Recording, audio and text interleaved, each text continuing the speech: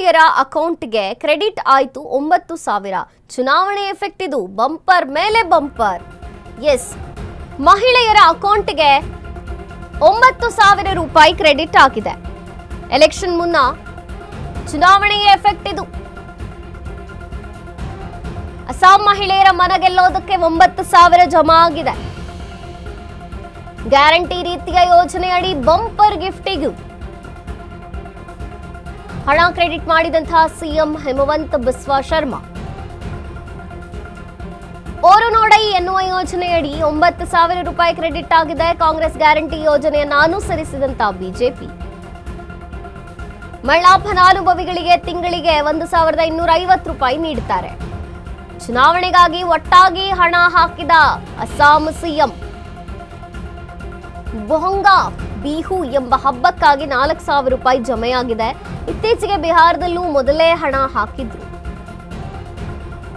ಚುನಾವಣೆಯಲ್ಲಿ ಗೆಲುವು ಸಾಧಿಸಿದ್ದಂತಹ ಬಿಜೆಪಿಯ ಮೈತ್ರಿಕೂಟ ಇದೀಗ ಇದೇ ಸ್ಟ್ರಾಟಜಿ ಇಟ್ಕೊಂಡು ಅಸ್ಸಾಂನಲ್ಲಿಯೂ ಕೂಡ ಇದನ್ನೇ ಪ್ರಯೋಗಿಸಲಾಗಿದೆ. ಮಹಿಳೆಯರ ಖಾತೆಗೆ 9,000 ರೂಪಾಯಿ ಜಮಾ ಆಗಿದೆ. ಚುನಾವಣೆಯ ಎಫೆಕ್ಟು. ಚುನಾವಣೆ ಬರ್ತಿದ್ದಂತೆ ಬಂಪರ್ ಮೇಲೆ ಬಂಪರ್ ಆಫರ್.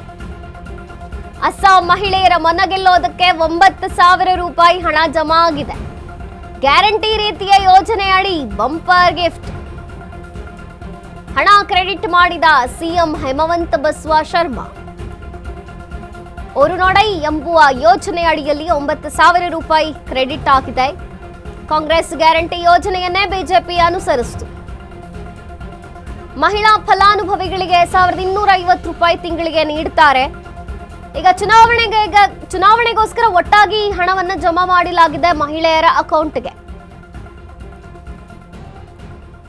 ಬೋಹಾಂಗಾ ಬಿಹು ಎಂಬ ಹಬ್ಬಕ್ಕಾಗಿ 4,000 ರೂಪಾಯಿ ಹಣ ಜಮಾ ಆಗಿದೆ. ಇತ್ತೀಚೆಗೆ ಬಿಹಾರದಲ್ಲೂ ಇದೇ ರೀತಿಯ ಸ್ಟ್ರಾಟಜಿಯನ್ನು ಮಾಡಲಾಗಿತ್ತು ಮತ್ತು ಚುನಾವಣೆಯಲ್ಲಿ ಬಿಜೆಪಿ ಮೈತ್ರಿಕೂಟ ಗೆಲುವನ್ನು ಕೂಡ ಸಾಧಿಸಿತು. ಅದೇ ಪ್ಯಾಟರ್ನ್ ಇಲ್ಲೂ ಅನುಸರಿಸಿದ್ದಾರೆ. ಅದೇ ಸ್ಟ್ರಾಟಜಿಯು ಈಗ ಅಸ್ಸಾಂನಲ್ಲಿ ಪ್ರಯೋಗವಾಗಿರುವಂಥದ್ದು.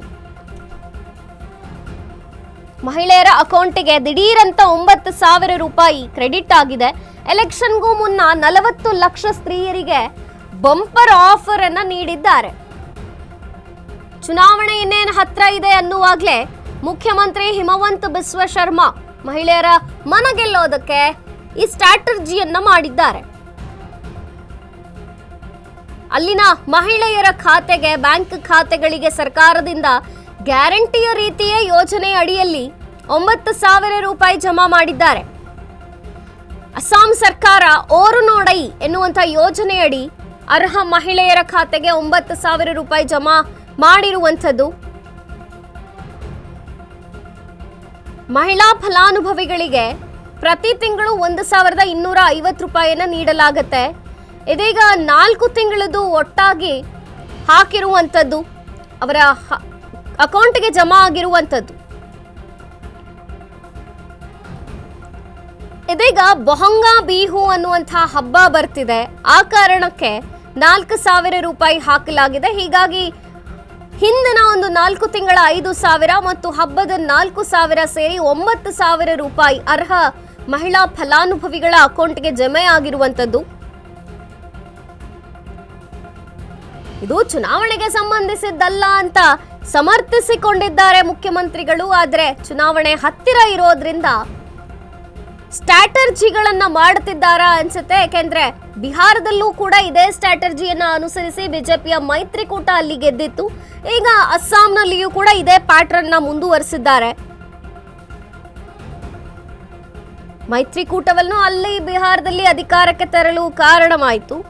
ಹಾಗಾಗಿ ಅಸ್ಸಾಂನಲ್ಲಿಯೂ ಕೂಡ ಇದೇ ಪ್ಯಾಟರ್ನ್ ಮುಂದುವರೆದಿದೆ.